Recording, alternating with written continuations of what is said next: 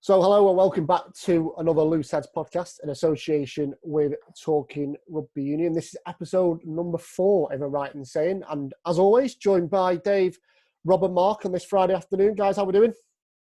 All good, thanks, mate. Yeah. Excellent. And after having John Hardy, Tom Cruise and Guy Thompson on the podcast, we're joined by another special guest today, and it is Brad Shields. Brad, thanks very much for taking the time to speak to us. How's things? Not too bad yourself. It's been obviously quite a challenging time, but mate, I'm loving the time with the family and the sun, and you can't ask much more than that, considering you've got a backyard, I suppose. But no, it's been all right, mate. I'm all good, thank you. Thanks for having me on. I was going to say, I've seen your Instagram videos over the last couple of days and scoring tries in your back garden. It's been one of the things. Trying to hold on to the dream for as long as I can, you know. Surely you're not teaching your daughter to go into the officiating game? Not at this stage. Yeah, no comment on that. Maybe that's off of it. Good stuff. Well, it's obviously good to see you, Brad. Obviously, the guys saw you quite recently when you decided to shave your beard off. It is growing back a little bit. I can't really see on the video. A bit of stubble there, yeah. I was growing like a moustache and a little fluffy thing there. A goatee. A goatee type of thing, yeah. I sort of modified the goatee a little bit towards the end, but I trimmed it off yesterday because my missus didn't like it, so I tried to keep it on as long as I could. I think that's probably the best place to start, really, isn't it? With the Loose Heads event that a few weeks ago now, Brad. I mean, first and foremost, how much did you enjoy being part of the event? Because the reaction from it just seemed to be very overwhelming and justified as well. Yeah, it was amazing, and I think the biggest thing was, you know, the guys obviously here organising such a great day, and the build-up. I think we really only built it up for just over 2 weeks, or just on 2 weeks, and to raise just over $3,000, that's pretty amazing. And and the amount of people that showed up on the day, and the coverage we got from, you know, Sky Sport, and also Fair Rugby was there as well. So, you know, that was awesome. And you know, I didn't think it was going to get that big, to be fair, but I think once you start to do things for the right reason, and like what Loose Heads is doing with this mental health awareness stuff, people really like to tune in. And you know, what better way to take a bit of facial hair off, a bit of 6 years worth of growth, you know, for such a great cause. So man, I loved every minute of it, and it's the first thing that I've sort of been involved with like that. So I'd love to be involved, obviously, along the way for a bit more. Maybe not grow the beard back as long, but we'll see. Has Lou got used to you without the beard now? Yeah, Lou still doesn't like it, so I think I'm trying to go like sort of halfway house, but I don't know. I think I'm going to grow it back at some stage. Because the guys put a social media picture of you up, Brad, after obviously the shave, and I was like, "Who is that player?" Because the caption was, "Can you guess who it was?" And I just couldn't work out who it was. Mate, like when I don't know if you've seen that video of me spinning around and looking at the mirror. I think I was almost more shocked than everybody else to think how big my mouth was, and how small my chin was. I honestly was shocked, and you forget, like 6 years is a long time, but I just completely forgot what I looked like. Yeah, I was stood right next to you, Brad, when you span around, and the second or third thing you said was, "Christ, I look like my brother." Oh yeah. That's a compliment for him, to be fair. Yeah, Lou doesn't like me throwing that shade around too much because she thinks it's a bit weird, you know. The concept of it's a bit weird, me looking like my brother. And Rob, Brad mentions there sort of the support and the amount of money you raised. I mean, when we've spoken about before, it was more Brad coming to you guys. Was it about the idea that he wanted to get involved in something like this? Yeah, it was Esportif. So it was Brad's agency that got in touch with us initially, sort of to say that Brad wanted to shave his beard off. I think Brad wanted a bit of a change. He didn't want to just take the beard off, wanted to do it for a good cause. So, yeah, we jumped at the chance of some involvement with Brad. We had a few conversations about the plan, and like Brad said, we raised over $3,000. So we had an initial target of $2,000. So we beat that. And then we've put that money aside, and we're asking Brad to sort of stay involved with a little project of his choice. So after the world is back up and running, we'll have more ideas of where that money will go, and we can create a real nice story. Definitely. Brad, Mark and Dave have spoken about it in the last few podcasts we've done, because we've had Cruzy on, and obviously a teammate of yours. And it seems like at the event, all the Wasps lads came down and everybody was involved in it. As obviously you were the main person involved in it, but it seemed like the club really got behind it as well. Yeah, it was great, and I think obviously the media team did a bit of stuff for us as well, just to promote the day a little bit, and also did some stuff on the day as well. And I think that the coolest thing, I mean, that's what rugby does really. It kind of brings the best out of people, and in that scenario, like obviously some of the boys coming down to support, like, you know, I barely even really asked anyone. They sort of just came off their own backs, and that was pretty cool. And then to have Cruzy and Lima and Jeff be involved with the actual shaving itself, and obviously Cruzy with the questions, like, I think that just makes it a bit more personal and makes it a bit more like closer to home, if that makes sense. And no, I thought it was really cool, and I was stoked with how everyone didn't laugh at me when the beard came off. Well, they did laugh. I don't think they were laughing at me, but yeah, everyone was just stunned. Yeah. But no, it was like I was literally blown away. And actually, I'm not sure if the lads remember, but there was about 10 people at the back, maybe a little bit less than 10 people, and they were actually team sponsors that I had met up in the lounges when I've been injured and stuff like that. So to have those guys come down and support and chuck a bit of money in the bucket was amazing as well. And you underestimate how far rugby reach has in the community. Yeah, and I mean, looking at, we had Cruzy on the other week, Brad, and Wasps seemed to be a big part of obviously the event, but obviously Looseheads as well. I know Lima's doing some work with the guys as well. So how did your first involvement come with Looseheads? Was it through you liked Cruzy and Lima? Yeah, so I basically saw what Cruzy and Lima had put up on their social media. Obviously didn't know too much about Looseheads itself. And I think for me, obviously how it came about was the beard shave, but I also wanted to have some sort of involvement with what I'd been through in the most recent past, just with missing out on the World Cup and stuff, and how that mentally affected me, and sort of getting injured consecutively a couple of times. And I just asked Cruzy what the deal was with Looseheads, and they seem to be doing some really great stuff in and amongst the community, and the rugby community and the sporting community. And you know, I thought it'd be a great idea. So as Rob said, I hit up E4T, my agent, and just said, make the connection if that's possible. I'd love to do some stuff with them, and obviously the rest is history. So hopefully there's a lot more water to go under the bridge, and a lot more awareness and help to be spread out around in the community. It'd be great. Yeah, and I know as well, Brad, on top of the work you've been doing for Looseheads, that during this unprecedented time we find ourselves in during the coronavirus outbreak, you've been part of the #MakeACall initiative that's been going around on social media. And I think if I'm right in saying you were probably one of the first, if not the first, to kick that off. I mean, what was your drive behind that to begin with? Yeah. So what basically happened was we had a bit of dialogue with the media team at Wasps, and just sort of put our heads together and trying to think of a way to, I don't know, as I said before, it's pretty strong reach to the community. So try and keep the community sort of together a little bit.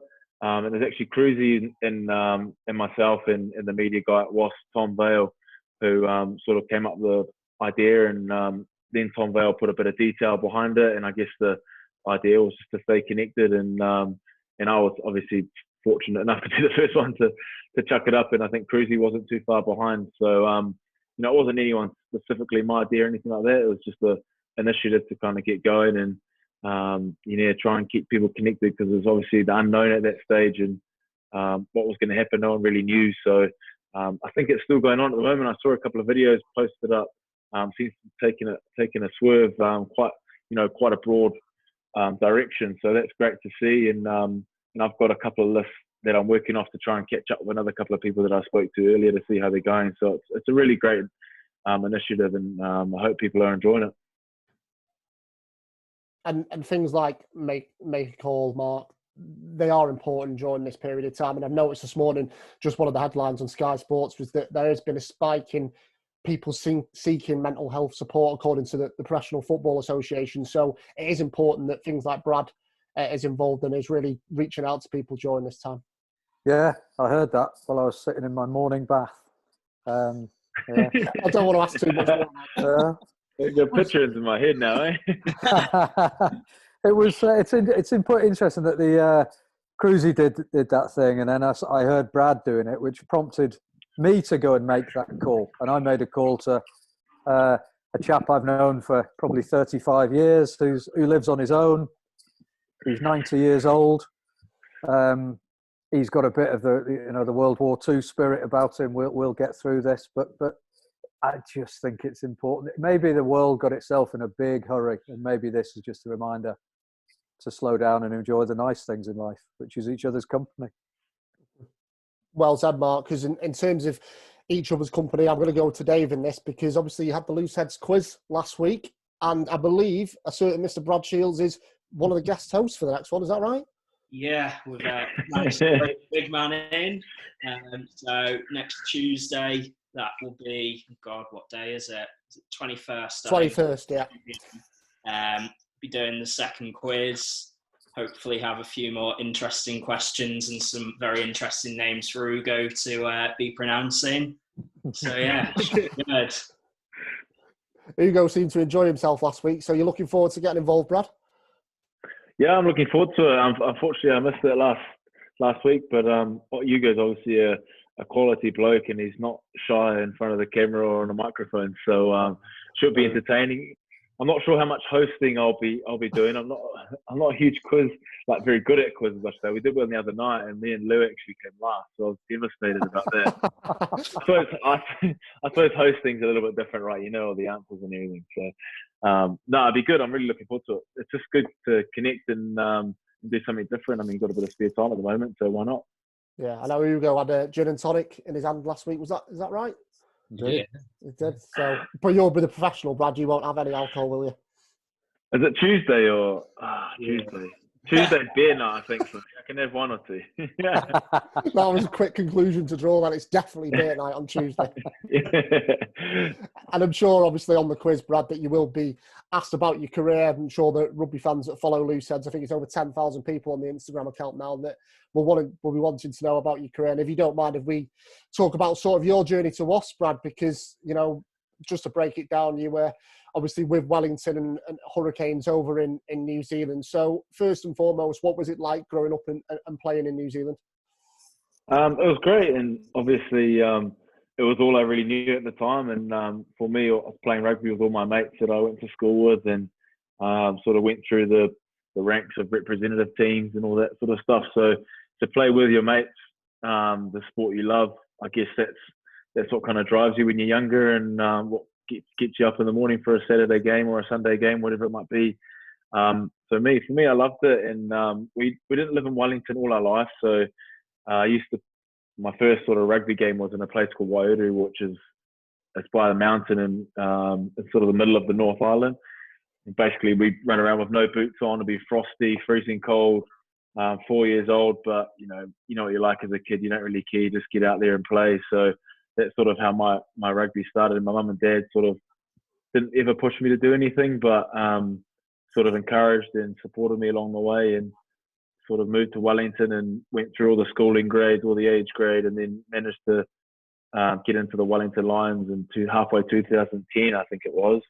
I wasn't even in the team or anything else, just in the academy, and sort of pulled me in over a couple of injuries, and that's sort of how my time in professional rugby started, which was, what's that, 10 years ago now? Jeez. Didn't want to make you feel old. Yeah, it's crazy. So no, I've loved it. I love playing in New Zealand, and obviously, as I say, playing my mates. But I think being so far away from the rest of the world, being over here sort of makes you appreciate playing in New Zealand a little bit, and also the skills you learn growing up, and then bringing it over here, and a bit of experience and knowledge that you have to help in certain areas, and then to see the big wide world and play on the world stage is something that I'll never forget, and it's amazing. So yeah, I really loved it. Yeah, and if I'm right in saying, Brad, I think you've made, is it a century of appearances or over 100 appearances for Hurricanes? Is that right? Yeah, so it was a strange one actually, because I played my 100th game because we played the British and Irish Lions, wasn't counted as a cap. Yeah.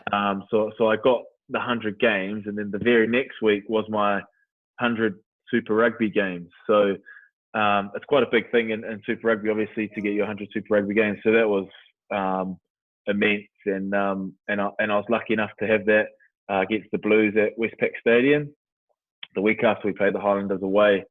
So that was 100 Super Rugby games. And because mum and dad weren't here, I had all my mates, my wife's family. Mum and dad obviously watched from over here. My brother was able to get down for the game, so that was pretty special. And they do like a presentation sort of thing after the game. So that was probably, that's definitely up there with one of the highlights of my career. Because I was looking as well, Brad, that sort of your progression with the Hurricanes sort of, I don't know whether it was coincidence, but went hand in hand with the way they were playing, because as you built up as a player, they were challenger for honours, and obviously you did lift the title, I think, in 2016 with the Hurricanes. I mean, what was that moment like? Because you'd been on this journey with them, and to finally win the big prize must have been something special.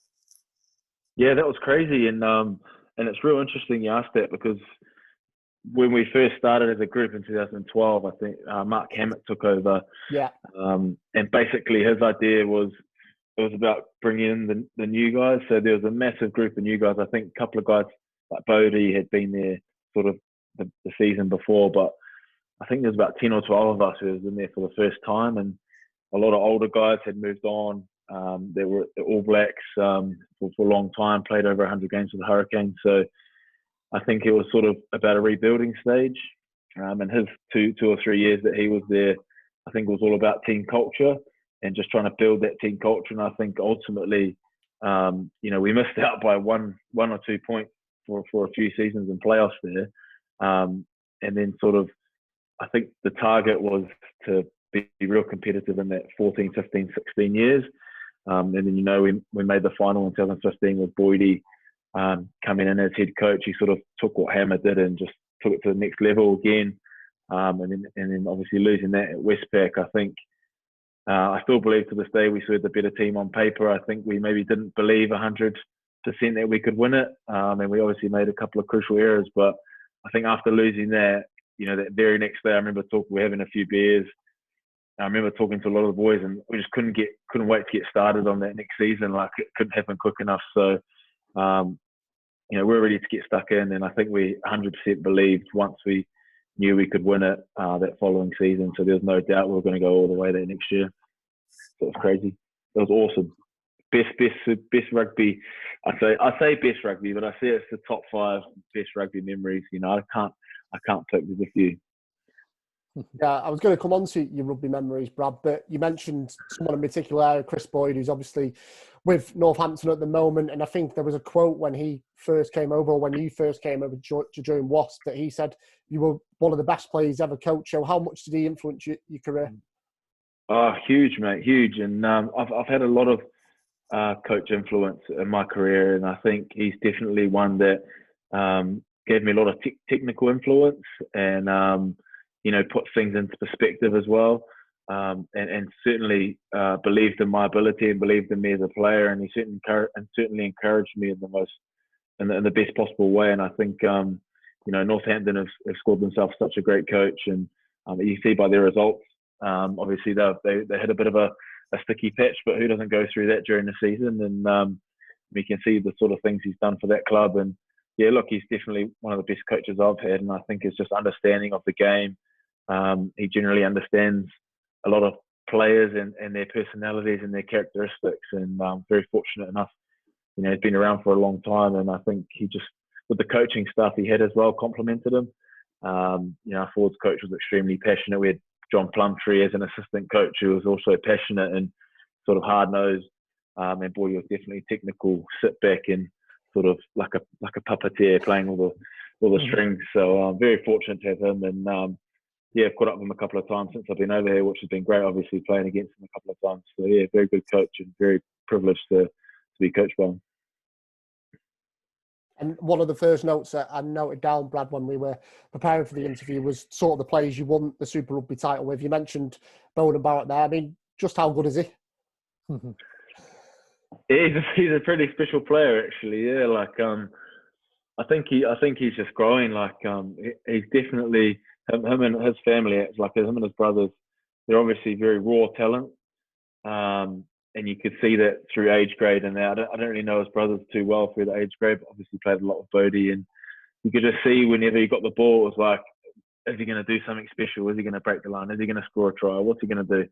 And I think that's, it's just the type of player is, and he's still like that now, to be fair. Like, even when he's back at fullback, he's almost got, a bit more of an opportunity to run an open game. So, pretty special player, and pretty lucky again, to be in that era of Hurricanes team where we had a whole bunch of special players, and, we all complemented each other by the way we played. And, we didn't have a whole lot of flashy players like Bowden, but we had a lot of guys who were willing to do the hard work as well, which is massively important. I'm very privileged to have seen that team as well. When I travelled in 2018, I was sort of in New Zealand for a month, and best country on planet Earth, bar none. But I was arriving in Wellington sort of an hour before kickoff, so it was quite a risky purchase on a shoestring budget, but with potential delays. But ended up getting there just on time for kickoff, and what a match! I looked it up earlier, and it was when you beat Queensland Reds 38-34. And the supporters were actually allowed onto the pitch at the end. So I managed to grab you for a photo with the old style loose heads bobble hat, which was quite nice. Fate that you ended up as an ambassador. Such a small world, eh? Yeah. Crazy. I do remember that game too, by the way. It was nail biting sort of stuff at the finish there. Yeah. No, incredible to have seen the Hurricanes, in New Zealand and actually in New Zealand as well. So, really cool. Rob wasn't ringing you, Mark, was he, when he was on that small budget to see if he could get tickets for the game? I think we probably paid.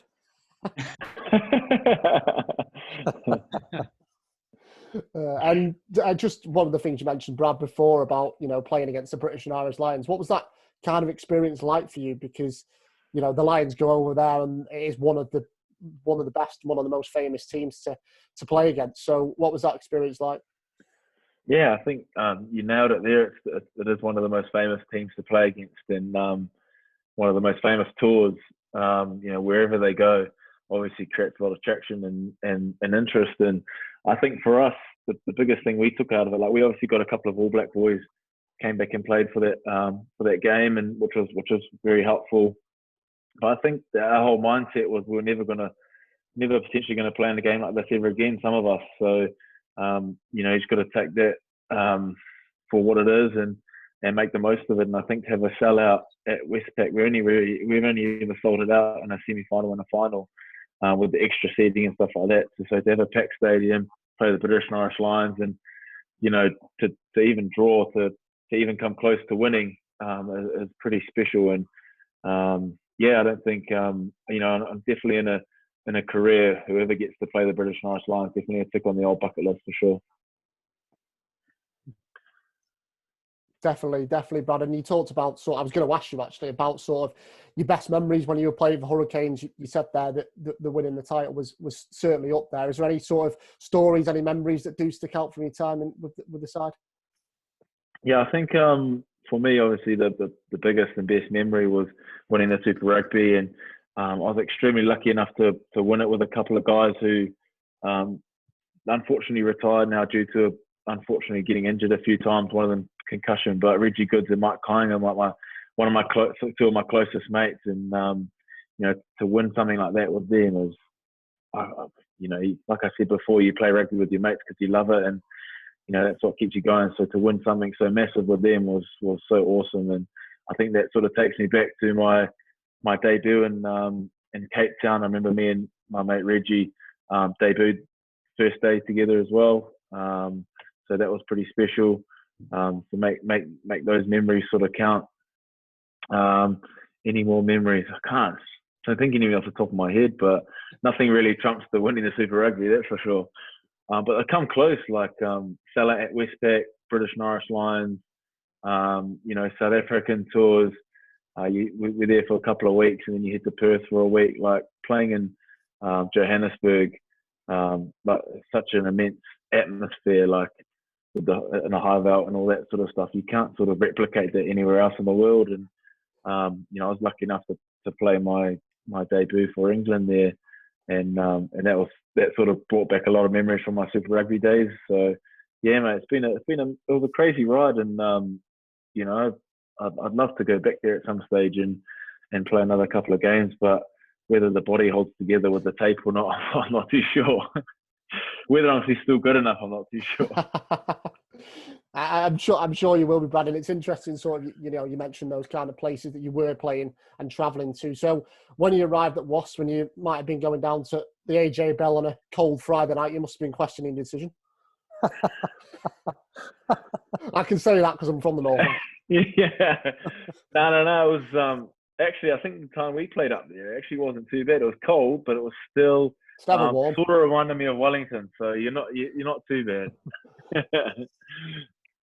So in terms of that move then to Wasps, Brad, I know it was well documented at the time, but what was sort of your main drive with the decision to move to the UK? Because as you said, you right at the start of the pod, it was about, you know, you wanted to experience the other side of the world because you had been in New Zealand and playing in New Zealand for all your life.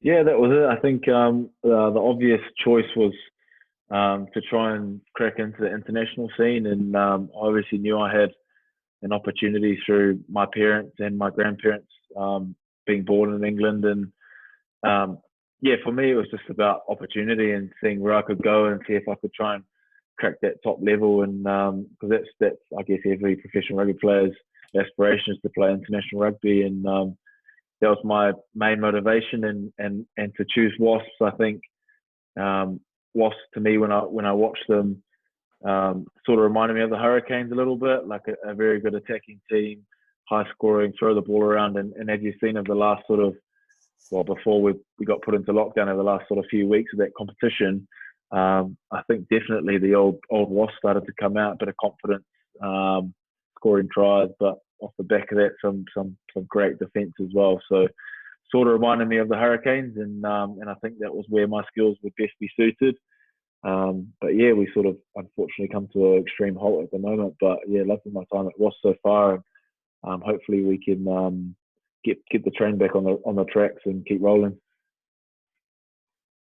Because you talk about the connections there, Brad, with your parents and your grandparents, and I saw one of your first interviews you did was something about you couldn't believe the washing machine was in the kitchen or something like that. Was that right? Yeah. So that was a bit of a culture shock. Yeah, I think it's because our washing machine, like when it spun, it shook the whole house. So we're cooking dinner and you're like shaking with the pots and pans. It was crazy. So I think that was the weirdest sort of culture shock. We're actually in a new place now, which has been great, and there's a separate laundry. So we're pretty lucky in that sense. Almost feels a bit more like New Zealand. And I was going to say my wife feels much better about the washing machine being out there, but we both share the washing load, so it's good for both of us. And you talked about obviously the international scene there, Brad, and I know you were involved with the New Zealand age grades. I know you played alongside Belden and Brodie Retallick in the A grade. So was it a tough decision to decide your international future, because you were doing your utmost to bang on the door to try and get representation for the All Blacks, but it just wasn't working out for one reason or another? Yeah, it was definitely a tough decision, and I think for me, it was a tough decision made easy because I felt like I'd reached my peak potentially in New Zealand, and all the support that I had from my family and stuff like that made the decision a lot easier. But for me, it was just about another opportunity, like I said, and at the end of the day, that made the decision slightly easier. It wasn't any easier leaving all my mates and the team that I played most of my professional rugby with. Like that was addressing that team at the end of the season when I left was one of the toughest rugby moments that I've had. So that was crazy. But look, it was about opportunity, and I'm totally content with the decision that I made. I've managed to, I think it's 8 caps for England now, and touch wood, get back out there playing nice and fit and healthy and play well for Wasps. I never know what sort of opportunity might come next. So it's all still exciting and loving it over here so far. So can't complain. You mentioned playing over in South Africa with England was, to make your debut over there. But again, there was a lot of talk about you being involved in that tour, Brad. So did you feel any pressure to go out and prove a point, or was it was like, I'm not going to listen to any outside noise at all. I'm just going to crack on with England the best I can because I know this is the right decision that I've made? Yeah, it's a very hard question. I definitely thought in my head, look, I just want to crack on and play. But at the same time, look, you'd be pretty naive to think that, it didn't affect you in the sense that you had to perform. You're under a microscope. And yeah, I mean, I guess for me, I didn't even think I was going to be involved in that first test whatsoever when I went over there. So to sort of get pushed in there and play straight away, it almost alleviated some of that pressure because I had to focus so much on learning new role, new calls, new line out, whatever it might have been for that week. It sort of distracted me and I just had to go out there and play. So that was sort of a good thing when I look back on it, is just had to go out there and play my best rugby and do whatever came naturally. And I love sort of every minute. I think I came on 5 minutes before half time. So that was sort of a shock in itself. Not many, you don't really think of coming off the bench in the first half. So that was crazy. Yeah, but mate, it was a great time. And I think I was content with the decision that I made. So all the noise on the outside, I had the support from my family, and that was what meant the most to me. So. And I mean, even before you got to Wasps, it's been a bit of a whirlwind for you, Brad. And on that South Africa tour, you came on and made your debut. I think you started the second test, if I'm right in saying. Yeah, that's correct. And then I know you were ill as well for the third test, weren't you? So it was quite the introduction to international rugby. Mate, it was an extreme roller coaster, and I was really gutted that I got sick that last week. Yeah. I ate a chicken schnitzel sandwich at a cafe that now that I think about it, absolute idiot. I don't know why I went and caught up. I went and caught up with my parents, and I was a little bit hungry. So, what you do, you order a sandwich. But yeah, that sort of took it. That's probably the worst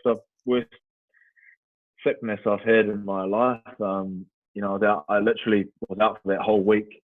I tried to train on the Monday, and then it sort of all hit me. And I think I lost about 8 kilos that week. And I watched the game from my room. But yeah, you're right, to go from such a high point of playing my first game to starting in Bloemfontein, which is again like a cauldron out there to play rugby, and then to being bedridden and sick. And yeah, I won't give you the details.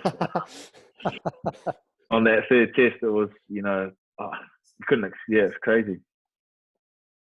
And I know obviously one of your other England appearances has come against New Zealand at Twickenham, Brad. That must have been quite a strange and surreal experience for you, because you had been playing with these players who are, openly are your mates. So that must have been quite a strange, but also a special moment for you.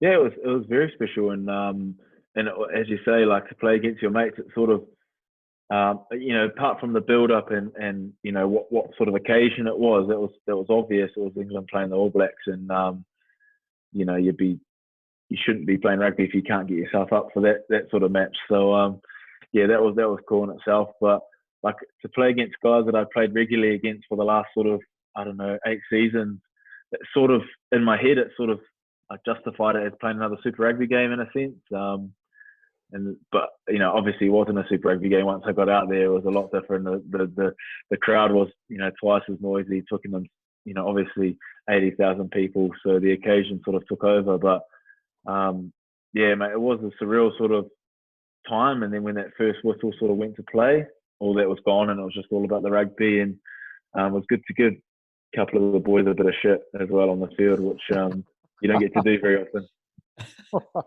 Enemies for 80 minutes, good mates afterwards. Yeah, exactly, mate. Share a beer afterwards. That's the story. Absolutely. And just on Wasps, Brad, obviously going into the club, and Mark made a good question to Guy Thompson last week. He said, you joining a club that is steeped in English rugby history. So what was it like for you to join Wasps, knowing what they'd achieved in the past? Yeah, that was obviously I'd sort of done a little bit of research on the club apart from watching them play on the Rugby Channel in New Zealand. It's funny, they play more rugby from the Premiership in New Zealand than they do in England, which I still can't get my head around. Yeah, it's crazy, isn't it? Yeah. But yeah, mate, obviously knowing a bit about the Wasps, and I was lucky enough to have launchers, Dan, Nathan, and Elliot at the time, and then I met them in South Africa. So it made the transition a lot easier coming to Wasps. But yeah, rich in history. Obviously, in a bit of a strange position with their training facility because they're at Broad Street. So just a rugby club. So I think things have been in the interim for a couple of years. So probably not as aesthetically pleasing as they would like, just in terms of the history all over the place. But definitely, you when you walk in there, you know exactly what Wasps have been through, all the names on the wall and all that sort of stuff. But yeah, mate, it was definitely a prestigious team to come into, and obviously English rugby history is, dates back years and years, and for them to be in the semi-final, I think was the 2018-19 season, if I'm correct. Yeah. To be in the semi-final, I sort of knew that I've got to come with my sleeves rolled up in my best rugby. And I thought that was the case until I broke my face in the second round, unfortunately. It was a bit of a stall start. Yeah, because I mean, you've come over, Brad, and a lot's been talked about your position. You're a versatile player. You can play in numerous positions in that forward line. But those injuries, how frustrating have they been? Because everyone knows how talented you are. It's just as soon as you hit the ground running, something just seems to stop you from progressing. Yeah, I think it's frustration more than anything. And when I broke my face, I mean that was only 4 and a bit weeks out. So I mean it wasn't too bad, but I think it sort of gives you like a little bunny hop effect. And I still, to be fair, I still don't think I've played.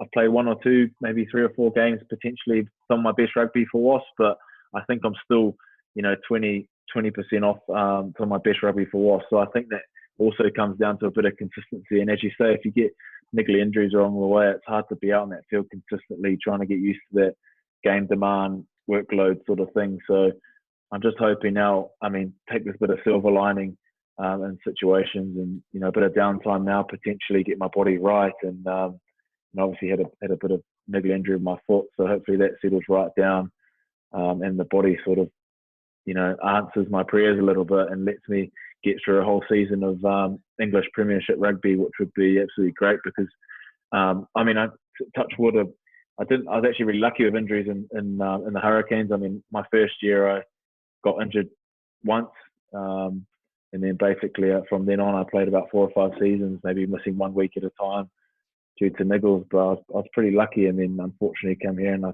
have a couple more niggles, more important niggles. Yeah, and you touched on it at the start, Brad, and I know it's obviously a tough topic to talk about, but obviously the World Cup last year, you were in line, you're obviously in the training camp, the initial training camp to go to the World Cup. So how tough was that experience for you? Because you said there mentally it was a very difficult time for you to miss out on the World Cup. Yeah, it was tough. I think regardless if I was going to get taken, whether I was fit or not, is besides the point. I think knowing that you had a chance to get into the World Cup or go to a World Cup in itself was enough motivation. And to get injured at that time and not see that World Cup pre-camp out was pretty devastating, because I knew how hard I'd worked to get to that position. I knew how hard I'd been training and trying to play my best every week. And I think that was probably, at the time, like I think I've said it before, at the time I didn't really address it, and I sort of just try to crack on and try to get back in as quick as I could, because there was still opportunity, still opportunity for me to go there if someone had, got an injury or something like that. And I think it wasn't until I injured the second time, the same foot the second time, that it sort of hit me all at once. Like my wife sort of said to me, look, you need to just chill out for a little bit. And I spoke to a couple of people, a couple of mental health people, to help me around in that sort of situation. And the best thing I did was write out what happened, write a plan for the future. And excuse me, I'm not sick, by the way. So write a plan and sort of address that, because for me it was just sort of being pushed to the back of my mind. And I thought training and getting ready to play was going to be enough, but it definitely isn't. And for Dave Robert Mark, it must be encouraging to hear Brad talk about that, because he seeked help. He knew it was going to be a tough period. So for you guys, that must be encouraging to hear a professional know there is a problem and want to speak about it straight away. Yeah, For sure. I mean, it's kind of what we're all about, really. Taking these guys at the top of their game and showing that, even though they're absolute warriors when they go out on the field, there's that vulnerability is maybe not the right word, but they're human at the end of the day, and they go through the same things that we do. Absolutely, Dave, and obviously, unfortunately, Brad, the injuries have been a bit of an issue for you over the last sort of 5-6 months or so. But I noticed on your Instagram that I think it was a Wasps fan sent you a letter during your injury to wish you well. So we know it can be a tough time for players, but that must be just a nice little perk up, a nice little boost that your fans are thinking of you and wanting to get back on the field as quickly as possible. Yeah, mate, it's massive, and I remember that was the second time I did my foot in Edinburgh. I came off the field in 5 minutes. I came off the bench my first game back, and injured my foot again. So I was pretty devastated, and I sort of threw my boots off to the side, and I didn't want to pick them up again. And our kit man Pudsey actually gave my boots to one of the kids that was watching. And in turn, the kid gave him a note, and I read it in the change room. It actually brought a tear to my eye because you don't actually realise that there's something small like that can actually boost your, your energy a little bit, make you a little bit happier. And it certainly did that, but a tear isn't like a happy tear. And it sort of hit home a little bit as well. And as you say, like, it's pretty powerful, things like that. And then I obviously, one of the Wasps games, I was still injured, but him and his family came, and I was sitting there having some. I was actually playing, and I sometimes went to a stain a bit earlier to have some pre-match food, and they came over as a family and said, "I was the boy who wrote the note," and I think you might have seen the photo that I put up as well.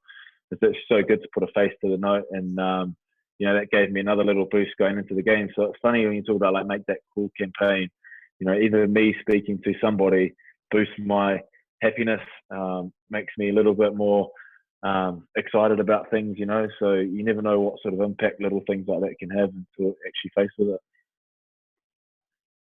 Yeah, definitely, Brad. And just finally on the Wasp stuff, you mentioned it before that, you guys have been on a really good recent form before the coronavirus pandemic has hit us. And I know yourself have been crossing that whitewash a couple of times as well, Brad. So I know obviously the bigger picture is making sure everyone's safe, making sure everyone's well, and keeping at home. But there must have been a small part where you're thinking, as soon as Wasp and as soon as you getting back to form, the season's just been put to halt. So are you keen to see it resume in any way it can when it's safe to do so? Yeah, man. I mean, as you say, the biggest thing is that everyone is healthy and fit and stays out of trouble at this time. But look, I think a massive part of it, and I think people are probably missing it as well, is the interaction with sport and how much sport brings people together. Like, how much time and effort you put into, sitting down on the couch to watch it, but that your weekend can, involve a lot of sport. And as soon as that's taken away, it doesn't just affect us as players; it affects a lot of people that love the stuff, love watching it. Kids, idolize obviously sports people. So we want to be out there playing probably just as much as other people want to be watching us playing. So yeah, I can't wait, and hopefully in the next month or so we get a better understanding of when that might be. But I mean, you guys probably know just as much as I do about when that might be. But yeah, hopefully, fingers crossed it's soon enough, because 6 weeks stuck at home, not being able to play rugby is enough for me. Well, you've still been scoring tries in the back garden, Brad, so keeping yourself busy. I think now it's time for the best part of the podcast, as I keep saying every week. It is your all-time 15, Brad. And let's go over to Mark, who leads this very nicely, don't you, Mark? Thanks, Chris. I've one quick question, Brad, before we get into Mars and Martians and that. You've been part of some incredibly high-performing teams. New Zealand, I went to a rugby club dinner once where a Welsh international player stood up and said, New Zealand's a strange place. 4 million people, 2 million born to be All Blacks, 2 million born to marry them. And that kind of sums up the country. It's rugby mad. And you got to the very pinnacle of that. And then you've come over to the UK, and you're part of, Dave and I felt incredibly privileged of peering into a very high-performing team on a day off.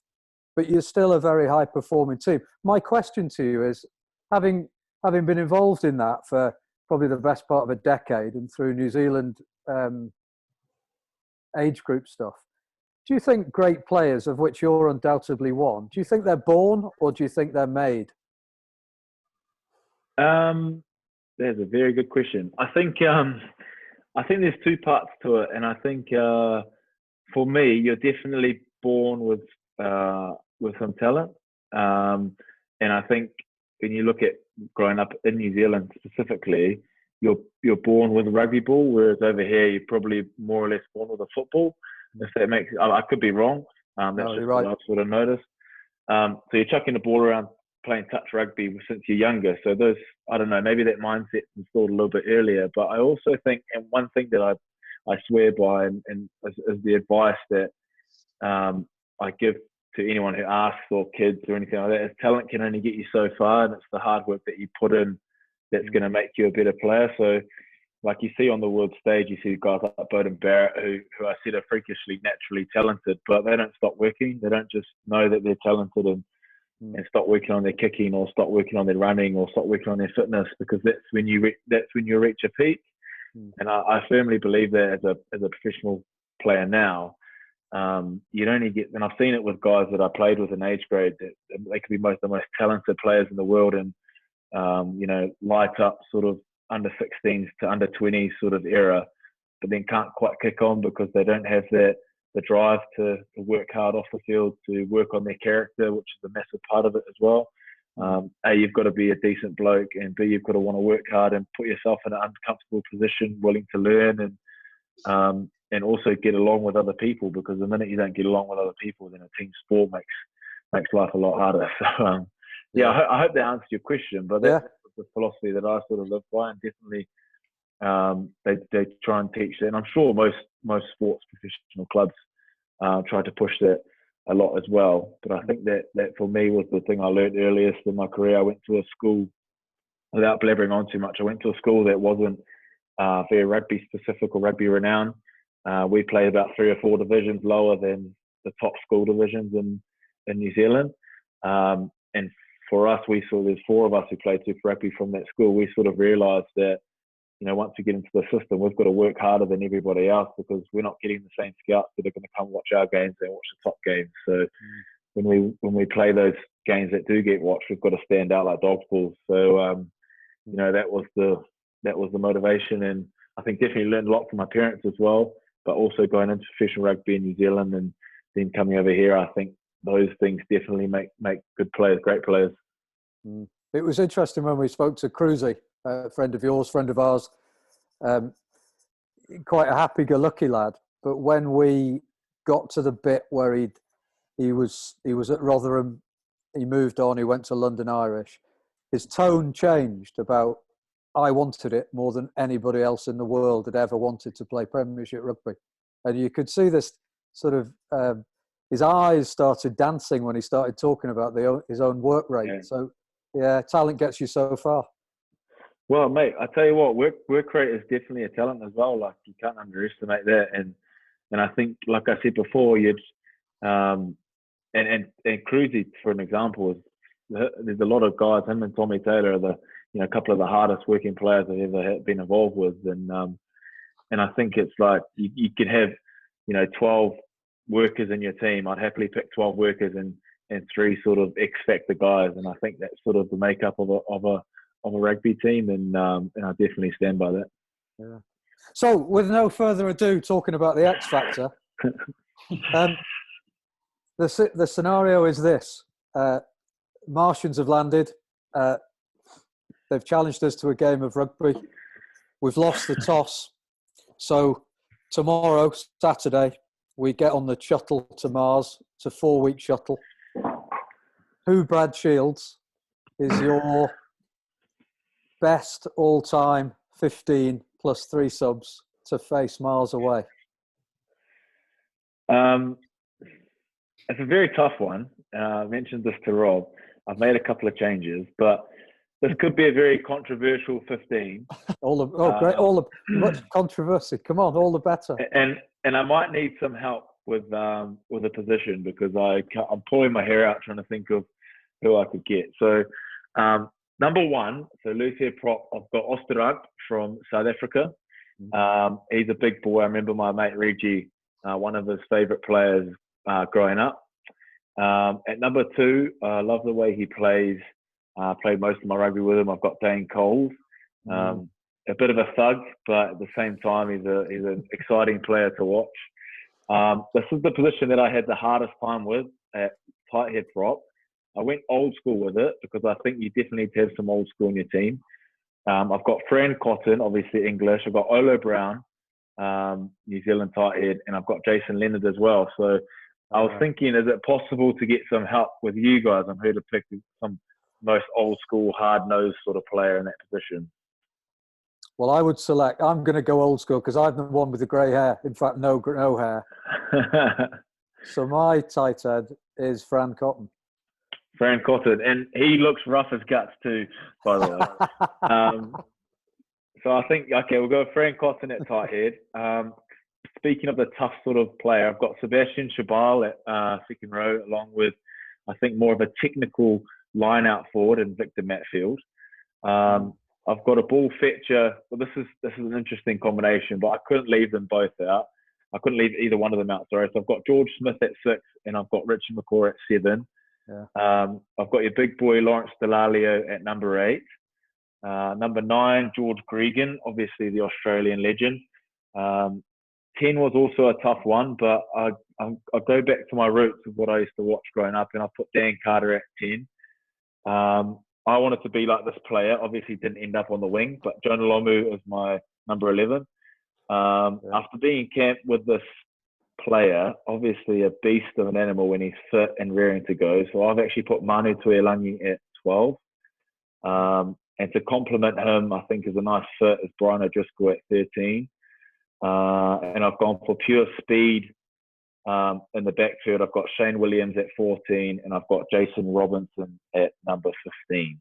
So there's my starting lineup. Nice 15. Can I just, before we get into your 3 subs?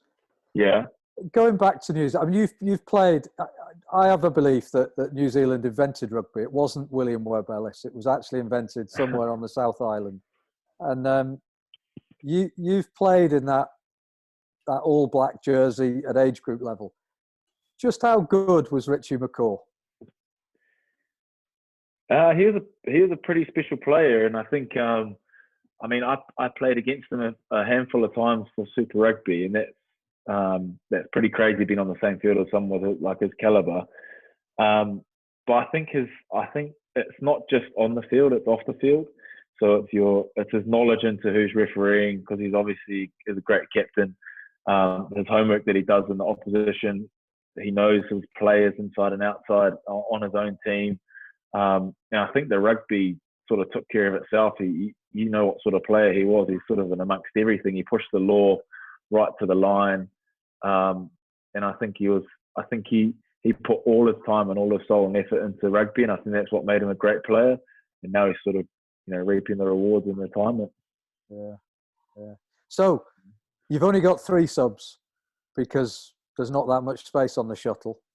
Yeah. And you've got to cover all the positions with 3 subs. Well, this is where it could get quite controversial. So I've gone with a lot of speed, but I've gone with one player who I think could potentially cover the front row if you asked him to. Now, you might disagree. That I think Adi Savi at 16. Nice. If he put on a bit of weight, he could be in the front row. He could also play. He could also play anywhere else on the field. I've got Cheslin Colby at 17 after the World Cup and see him play for Toulouse. He's played 10. He's played 15. He's played on the wing, and I couldn't leave this guy out. He's possibly one of my favourite international rugby players, and I think it's just potentially from the last World Cup and a bit of international rugby is Kinki Fukuoka. That's one for Hugo to pronounce. Yeah, he's the winger for Japan. I think you might remember him. Yeah. That intercept against Ireland at the death of that game. So I couldn't leave him out, and I wanted to put him in there. I couldn't quite put him in the starting lineup. So I think he's good on the bench, and I think he brings a bit of speed and a bit of character, and he looks like a great bloke. So that's why I've chucked him. So we need a coach and a manager and a kit man and a water boy. Yeah. So the So water there we boy go. you guys have probably never heard of, but I'll explain it in a second. So the coach, I've gone with Greg Popovich, Spurs and Nice. Golden State, well, arguably one of the greatest NBA coaches of all time. Yeah. For manager, after watching his stand-up, Kevin Hart, I've chucked in there for the manager because he seems like a funny bloke, and you need a manager with a bit of character. And Kitman, I've gone with Tiger Woods, sponsored by Nike. So I thought, again, arguably one of the best professional athletes in the world, can get unlimited gear, all the nice stuff, and he's obviously Tiger Woods. So I put him in there, and he could add a bit of entertainment on the side. And for my water boy, I've gone with a bloke. He's a Kiwi. They call him William White or Crib, and I put him there for permanent morale booster. So basically, he's a sort of an Instagram type public figure, makes people laugh, makes jokes. You can look him up if you want. Follow him on Instagram and TikTok and all that sort of stuff. So yeah, he's a pretty funny character, and I would love to have him in my 15. Coaching stuff, it is. Finally, Brad, if you're anything like us who dream of being anything like you, when you have those dreams about rugby, which position do you play in? Are you a frustrated 10, or are you always a 6 or 7? Nah, I see myself as like a winger. I see myself like scoring tries and running over people. Doesn't happen too often though. Great 15, great team, great setup. So next time you're with England, Brad, you're going to be saying to Eddie, forget about Johnny May for a second. I want to be on the wing. Yeah, do you want to test me out over here and see how I go under the high ball? Well, Brad, that I think that's probably it for this episode of the podcast. It's been an absolute pleasure chatting to you today. Thank you for being so open and honest about everything that you've experienced in your career, and obviously the great work you do in the Loosehead. So thanks very much for your time, Brad. No worries. Thanks so much for having me, guys. I really appreciate it, and look forward to working with everybody in the future and seeing where we can get this bad boy. And obviously, enjoy the quiz on Tuesday. I will do. As long as I'm not on the other side of the fence doing the quiz, I should be right. And as always, many thanks to Rob, Dave and Mark for their contributions this week. Cheers, Brad. No problem at all. Have a good weekend, guys. And that has been the latest Looseheads podcast in association with Talking Rugby Union. Thanks for listening.